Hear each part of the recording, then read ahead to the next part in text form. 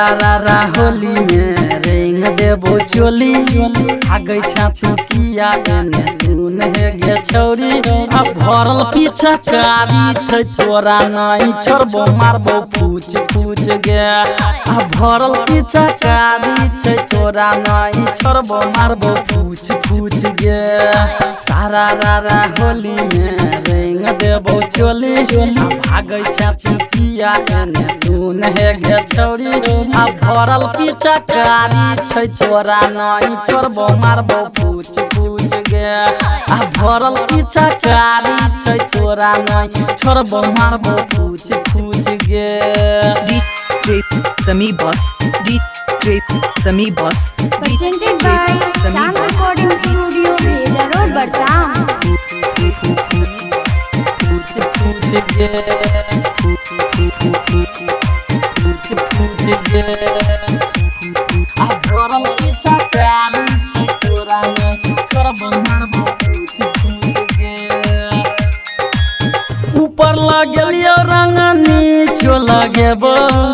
DJ पर निक गाना बजेबो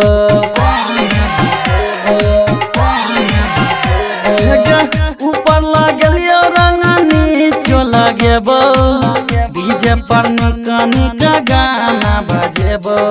आई के दिन हमारा तू करी है नहीं माना भरल छै गे रंग कोनो चलतौ नहीं बहाना आ भरल पीछा कारी छै तोरा नहीं छोड़बो मारबो पूछ पूछ गे आ भरल पीछा कारी छै तोरा नहीं छोड़बो मारबो पूछ पूछ गे DJ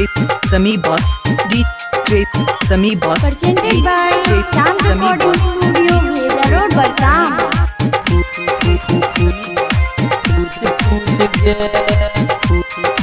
पूछ पूछ गे आ भरल पीछा कारी छै तोरा नहीं छोड़बो मारबो पूछ पूछ गे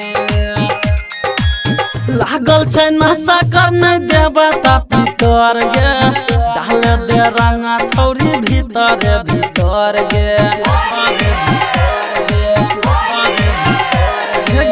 लागल छै नशा कर नहीं देबा ता भीतर गे डाल दे रंगा छौरी भीतर भीतर गे